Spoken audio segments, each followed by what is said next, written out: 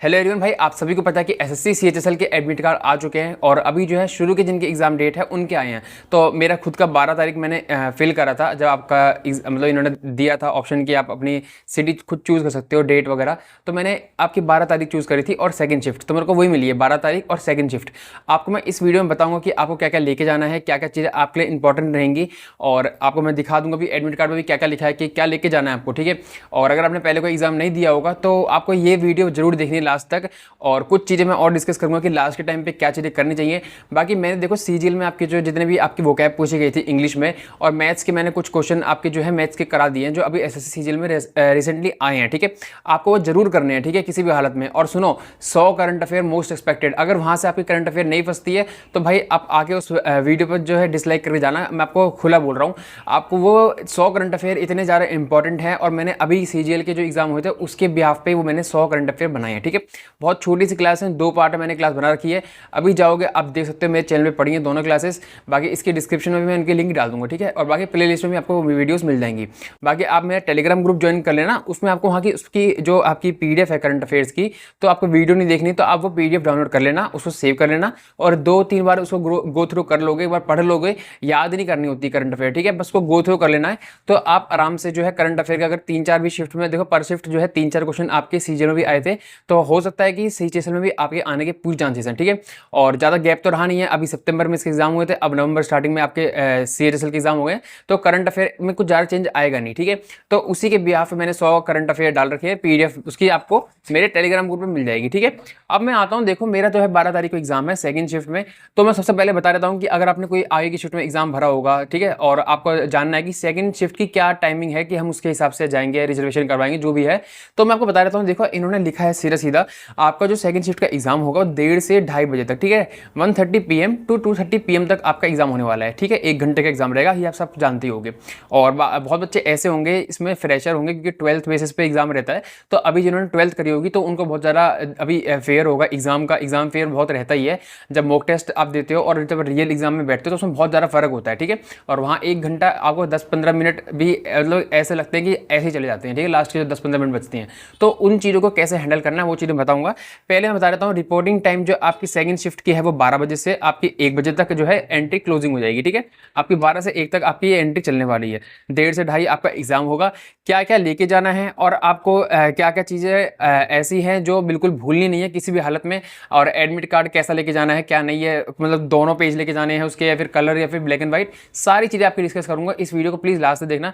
Video पसंद आए या थोड़ी हेल्प मिले तो आप प्लीज़ वीडियो को लाइक कर देना। और हमारा टारगेट है कि 20,000 हमें सब्सक्राइबर करने हैं, तो अभी 19,000 कुछ 300-400 हो चुके हैं, तो आप ज़्यादा दूर है नहीं 20,000 के। आप प्लीज़ हेल्प करना कि हम 20,000 तक जल्दी पहुँचे, उसके बाद मैं और अच्छा कंटेंट लेके आऊँगा। बाकी मेरा खुद का 12 तारीख का एग्जाम है, मैं आपको एकदम मतलब कि जो होता है ना जेन्युइन रिव्यू, और भाई ये चैनल जाना ही उसी बात से जाता है कि यहाँ पर सारी चीज़ें जेन्युइन होती हैं।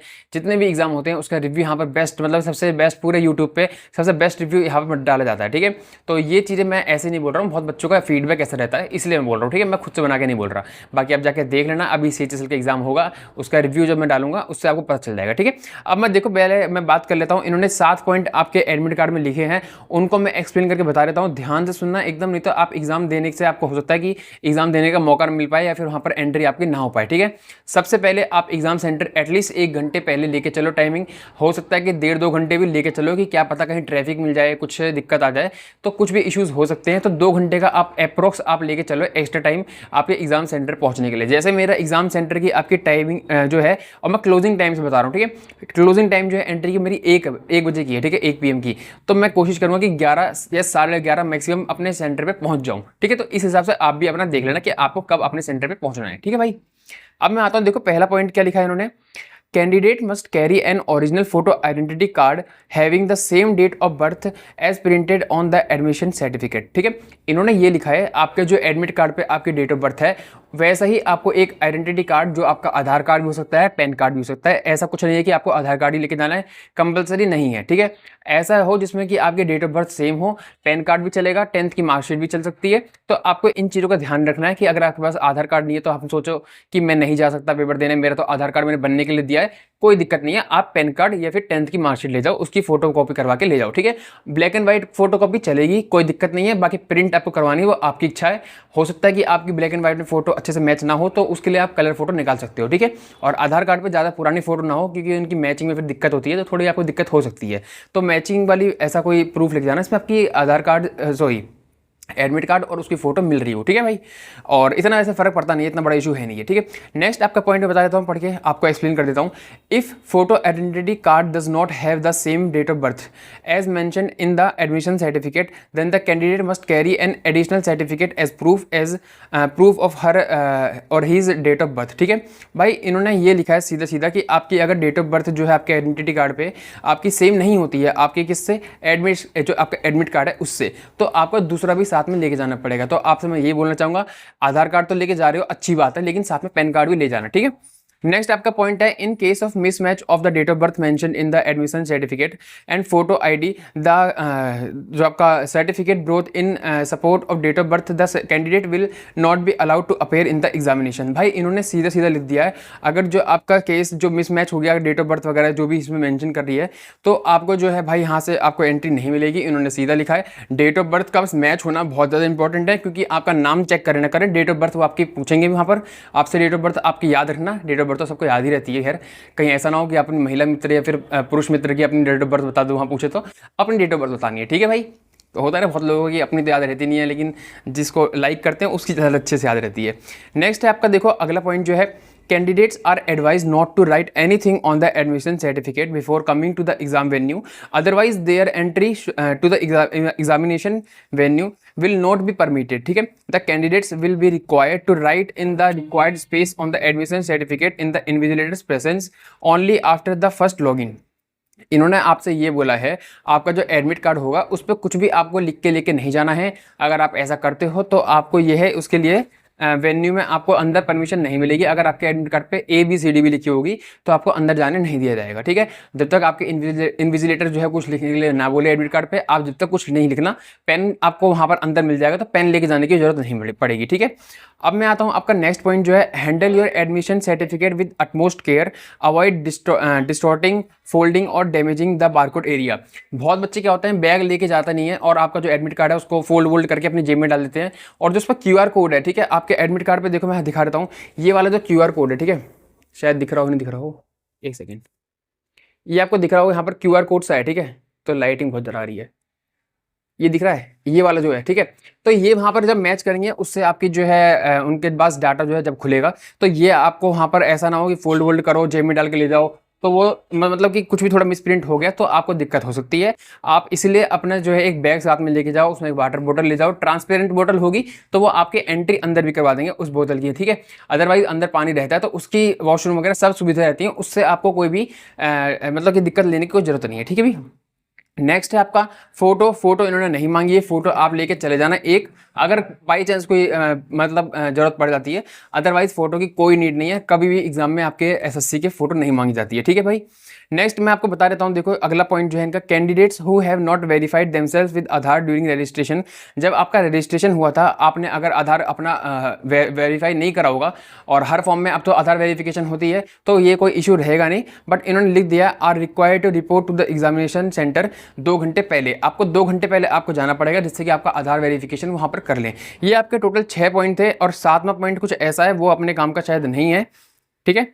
तो ठीक है, और आपको जो सेक्शन रहेंगे मैं बता देता हूँ, देखो सीजीएल की तरह इसमें नहीं रहेगा कि आपकी पहले रीजनिंग आ रही है, फिर जीके, फिर मैथ्स, फिर इंग्लिश, ऐसा नहीं रहेगा। इसमें पैटर्न कुछ ऐसा रहने वाला है, आपके पहले जो सेक्शन खुलेगा वो इंग्लिश खुलेगा, ठीक है, फिर आपका जनरल इंटेलिजेंस खुलेगा जिसके रीजनिंग कहते हैं, फिर आपका मैथ्स खुलेगा, ठीक है, फिर उसके बाद जनरल अवेयरनेस लास्ट में रहेगा। और ऐसा कुछ नहीं है कि इसमें सेक्शनल टाइमिंग है, तो आप कभी भी जनरल अवेयरनेस से रीजनिंग पे आ सकते हो, रीजनिंग से मैथ्स पे, मैथ्स से इंग्लिश पे। तो ऐसा कोई भी हार्ड मतलब ऐसा कोई रूल नहीं है कि आपको सिर्फ पहले मैथ्स ही करनी है फिर आप अगले सेशन पे जाओ। जैसा कि आपका इन्होंने इस बार सीपीयू में कर दिया है, आपकी 30 मिनट की टाइमिंग हर सब्जेक्ट में बांट दी है, जो कि बहुत ही मतलब ये इनवैलिड चीज़ है, जो कि मतलब कि अगर आप देखो कि 30 मिनट तो जीके में दे रहे हो, वही 30 मिनट आप मैथ्स में दे रहे हो, तो वो एक बच्चे के लिए बहुत ज़्यादा इस बार प्रेशर बनेगा उस पर एग्जाम में। और मुझे लग रहा है कि 30 से भी ज़्यादा स्कोर करना बच्चों के लिए बहुत ज़्यादा हैवी हो जाएगा मैथ्स सेक्शन में, क्योंकि बहुत कम टाइम है। अगर आप देखो, क्योंकि 50 क्वेश्चन आपके सीपीयू में आते हैं हर सेक्शन से, तो 30 मिनट में मैथ्स से क्वेश्चन कर पाना, फिर 30 मिनट में रीजनिंग के क्वेश्चन भी 50 कर सकते हो, ठीक है। लेकिन मैथ्स के क्वेश्चन 30 मिनट में करने बहुत ही ज़्यादा इम्पॉसिबल टास्क है, तो उसके लिए बहुत हार्डकोर प्रैक्टिस चाहिए। और उसके मैं बता रहा हूँ, मेरे 2024 में जो थे मेरे 47 कुछ नंबर थे मैथ्स में, तो उसके लिए मैं आपको अच्छे से एक सीरीज़ में भी चला रहा हूँ उसको। अगर मैं CGL का एग्जाम मेरा जब परसों हो जाएगा उसके बाद कंटिन्यू भी करूँगा, ठीक है। तो आपको चैनल सब्सक्राइब कर लेना है, वो आपके लिए बहुत फायदेमंद रहेगी कि कैसे क्वेश्चंस को बहुत कम टाइम में आप सॉल्व कर सकते हो, ठीक है भाई। अब मैं आपको बता देता हूँ, देखो क्या क्या लेके जाना है आपको। एक एडमिट कार्ड प्रिंट, मतलब कि कलर प्रिंट हो या फिर नॉर्मल प्रिंट हो, ब्लैक एंड वाइट, कोई इशू नहीं है। आपको बस एक एडमिट कार्ड निकाल लेना और लेके चले जाना। मैं ये बोलना चाहूँगा 2 एडमिट कार्ड ले लेना। अगर एक फटा जाता है या जैसे बोल रहे हैं कि बार कोड नहीं होना चाहिए आपका, कि बार कोड अगर थोड़ा भी इधर उधर हो गया है, फिर उसमें पानी गिर गया, कुछ हो गया, तो वो आपका स्कैन नहीं कर पाएंगे, जिससे कि आपका वेरिफिकेशन नहीं हो पाएगी। मेरे कहने से आप 2 एडमिट कार्ड ले जाना, ऐसा कोई दिक्कत नहीं है कि आपको 2 एडमिट कार्ड की एंट्री नहीं मिलेगी, कोई इशू नहीं है। तो आपको मैं बस इतनी सलाह देना चाह रहा हूँ कि 2 एडमिट कार्ड, एक आपकी फ़ोटो जो कि आपकी इन्होंने नहीं मांगी है, लेकिन वो हम अपनी तरफ से लेके जा रहे हैं कि क्या पता कोई इशू हो जाए तो हम वहाँ पर फ़ोटो दिखा दें, ठीक है। फ़ोटो नहीं है तो ऐसे कोई वो नहीं है कि आप निकलवा के लाओ, कोई इशू नहीं है। फ़ोटो नहीं है तो आप ऐसे भी जा सकते हो, ठीक है। नेक्स्ट आपका आधार कार्ड। अगर आधार कार्ड पे फ़ोटो बहुत पुरानी है या डेट ऑफ बर्थ मैच नहीं कर रही है, तो आपको अपने अदर जो भी आपका पैन कार्ड हो गया अगर बना हुआ है, और 10th की मार्कशीट तो सबके पास होगी, तो उसको ले जाना। आपको उससे भी आपको एग्ज़ाम देने के लिए एंट्री मिल जाएगी। ऐसा कोई रूल नहीं है कि आपको आधार कार्ड ही कंपलसरी है, ठीक है भाई। तो ये सारी चीज़ें थी आपको यहाँ पर डिस्कस मेरे को करनी थी। मैंने आपको ये सारी चीज़ें एकदम क्लियर तरीके से बता दी है। आपका कोई भी क्वेश्चन इससे रिलेटेड रहता है तो आप कमेंट बॉक्स में बता सकते हो। कमेंट बॉक्स में खुला है, आपको कुछ भी पूछ सकते हो, कुछ भी पूछोगे उसका जवाब मिल जाएगा। और बाकी मैं अभी CGL की एक शिफ्ट मैंने उठाई है, मेमोरी बेस्ड क्वेश्चन, और एक्यूरेट तो नहीं होंगे लेकिन मेमोरी बेस्ड होंगे, तो आप समझ जाओ कि मैं क्या कहना चाह रहा हूँ। उसके एक शिफ्ट में जो है अभी इसी चैनल पे आपको डाल के सॉल्व करके दिखाऊंगा। आपको वैसे ही क्वेश्चन मेरे को लगता है कि CHSL में देखने के लिए मिलेंगे। उसको कैसे कम टाइम में और बेस्ट अप्रोच के साथ, आपका जो पेड बैच में भी नहीं मिलता, वो आपको इस क्लास में मिल जाएगा। आपको बस वो 25 क्वेश्चन देख के जाने हैं। आप CHSL के एग्जाम में मैथ्स में कम से कम अगर आपके 16-18 क्वेश्चन ठीक होते थे, तो आप 22 से ऊपर आसानी से आप जो है अपने सॉल्व करके आओगे। देखो ऐसा उसमें कोई मैं फॉर्मूला नहीं सिखा रहा, मैं आपको बेस्ट अप्रोच सिखा रहा हूँ, जिससे कि आप कम टाइम में ऑप्शन से या फिर कोई भी ऐसा चीज़ जो कि बहुत बच्चे आजकल कर रहे हैं, ये चीज़ यूज़ करते हैं, टीचर भी सिखाते हैं, लेकिन बच्चों को समझ नहीं आती है। तो मैं खुद अपनी अप्रोचेस जो है मैं करता हूँ अपने एग्जाम में, उस तरीके से बताऊंगा, ठीक है। तो ऑप्शन से भी बहुत सारे ऐसे क्वेश्चन होते हैं। अगर आपको क्वेश्चन नहीं आ रहा है, सॉल्व करना नहीं आ रहा है, फॉर्मूला नहीं आ रहा है, तो ऑप्शन आपके ऐसे रहते हैं। अभी SSC में CGL में जो एग्जाम था, बहुत क्वेश्चन ऐसे थे मैथ्स के जो ऑप्शन से आसानी से हो रहे थे, क्वेश्चन पढ़ने की नीड भी नहीं पड़ रही थी, ठीक है। तो भाई मेरी तरफ से ये सारी चीज़ें आपकी क्लियर हो गई होंगी। तो अगर आपका कल एग्जाम, मतलब परसों 12 तारीख से एग्जाम हो रहे हैं, मेरा खुद का है, मैं एकदम तगड़ा वाला मतलब कि रिव्यू देने वाला हूँ डिटेल में, ठीक है। कोई भी इस बार जो है रिव्यू ऐसा नहीं है कि भाई बहुत बार, मतलब CGL में नहीं देना चाह रहा था लेकिन बहुत बच्चे दे रहे थे, जैसा कि SSC ने कुछ गाइडलाइंस निकाली थी, लेकिन बहुत बच्चे दे रहे थे, तो मैंने इसलिए फिर मैंने भी बना दी थी। तो अब मैं सोच रहा हूँ CHSL में आपको जिससे फ़ायदा मिले, एक ऐसा रिव्यू वीडियो में बनाऊंगा जिसमें कि क्वेश्चन शेयर नहीं करेंगे, लेकिन ऐसी चीज़ें, टॉपिक्स, क्या वेटेज रहा, क्या चीज़ें आपको करके जानी चाहिए लास्ट के टाइम पे, अगर रिवीजन करना तो क्या रिवीजन करें, वो सारी चीज़ें आपको एकदम क्लियर में बता दूंगा, ठीक है भाई। आपको बहुत ज़्यादा फायदेमंद रहेगी, मेरी आपको मैं गारंटी दे रहा हूँ। आप अच्छे से 10-15 स्कोर आराम से बूस्ट कर पाओगे अगर आपके आई के डेट में कोई भी डेट में अगर का एग्जाम होता है, 13 या 14 में भी होता है, तो आपको फायदेमंद रहेगी, ठीक है भाई। आपको मैं एग्जाम देने के बाद शाम को मैं कोशिश करूंगा घर पहुंचूंगा 5-6 बजे तक भी, जब भी पहुंचूंगा मैं अपनी सबसे पहले जो है नहाने धोने के बाद आपकी वीडियो बनाने बैठूंगा सिर्फ आपके लिए, और जो भी चीज़ें आपके लिए सही रहेंगी वो आपको बता दूंगा। टेलीग्राम ग्रुप ज्वाइन कर लेना, हो सके मैं अगर वीडियो बनाने में लेट होता हूँ तो वहाँ पर मैं सारी चीज़ें अपडेट कर दूंगा कि आप अभी ये पढ़ लो, अगर आपका कल एग्जाम है, आई की शिफ्ट में एग्जाम है। तो इस वीडियो को यहाँ पर एंड करता हूँ। 13 मिनट की वीडियो हो गई है, 13-14 मिनट की, और अभी आपको हो सकता है कि बहुत टीचरों की रीलबाजी भी देखनी होगी, तो अब रीलबाजी में अगर टाइम निकालना है तो वो देख लो, या फिर आपको सही जगह, अभी जो टाइम लास्ट का टाइम होता है और रिवीजन टाइम होता है, और बहुत बच्चे जो होते हैं उनकी तैयारी बहुत अच्छी होती है लेकिन रिवीजन अच्छे से नहीं कर पाते हैं, जिसकी वजह से स्कोर बिगड़ जाता है। और अभी के टाइम पे 2-3 टीचर को छोड़ के मुझे लग रहा है कि सब हवाबाजी कर रहे हैं, CPO के टॉपर्स ये सब बस यही चल रहे हैं। मैं अभी कुछ नहीं बोल रहा हूँ, मेरे को अंदर में इतनी चीज़ें भरी हैं, मैं अगर टीचर बोलने पाया तो भाई कोई नहीं बचेगा, मैं सीधे लिख के दे रहा हूँ, ठीक है। तो अभी तो मैं कूल डाउन हूँ क्योंकि अभी CHSL के बच्चों के एग्जाम है। अब मैं उस पर कॉन्ट्रोवर्सी या फिर कुछ बोलूँगा तो वो लोग बोलेंगे व्यूज़ के लिए मैं कर रहा हूँ, तो मुझे ये चीज़ अभी नहीं करनी है। और अगर कोई बोलेगा भी तो उससे मुझे फ़र्क पड़ता नहीं है, जिस दिन मेरे को बोलना होगा मैं खुल के आके बोलूँगा, ना मुझे किसी का डर है, ना ही मेरे को ये है कि भाई मैंने किसी का लेके खाया है, ठीक है। अगर मुझे लगेगा कोई टीचर गलत कर रहा है, सही कर रहे थे जब मैंने बहुत सपोर्ट कर रहा था, चाहे आदित्य रंजन सर हो, अभिनय शर्मा सर हो, चाहे कोई भी टीचर हो, मैंने सबका सपोर्ट करा है हमेशा, ठीक है। आदित्य रंजन सर ने आपका जो प्रोटेस्ट करवाया था उसमें मैंने आपकी स्टोरी लगा के बताया था, शॉर्ट बनाई थी कि आपको यहाँ पर सर ने बोला है जाने के लिए तो सबको आना है, ठीक है। अब जो हरकतें कर रहे हैं, ये रीलबाजी चल रही है, मेरे को बिल्कुल पसंद नहीं आ रही है। आपको पसंद आ रही है आप देखो, 36 चैनल सब्सक्राइब करो, 36 जगह की रील देखो, क्या खा रहे हैं, क्या पी रहे हैं, कहाँ जा रहे हैं, क्या कर रहे हैं, वो सब आपका दिमाग वो मतलब कि जो नेता चीज़ें कर रहे थे, हमको मैनिपुलेट करना या फिर ऐसी चीज़ें दिखा के अपनी तरफ अट्रैक्ट करना कि हमसे कनेक्ट हो पाए।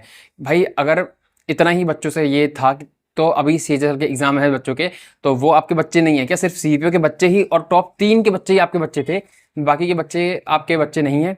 तो ये सिर्फ मैंने तो आदित्य रंजन सर का नाम इसलिए ले लिया क्योंकि भी उनकी शॉर्ट वगैरह ज़्यादा आ रही है, लेकिन टीचर मैं इसमें हर किसी को इंक्लूड करना चाहूँगा। ऐसा नहीं है कि मैंने सब अनु सर का नाम ले लिया तो वो ही चीज़ें कर रहे हैं, ठीक है।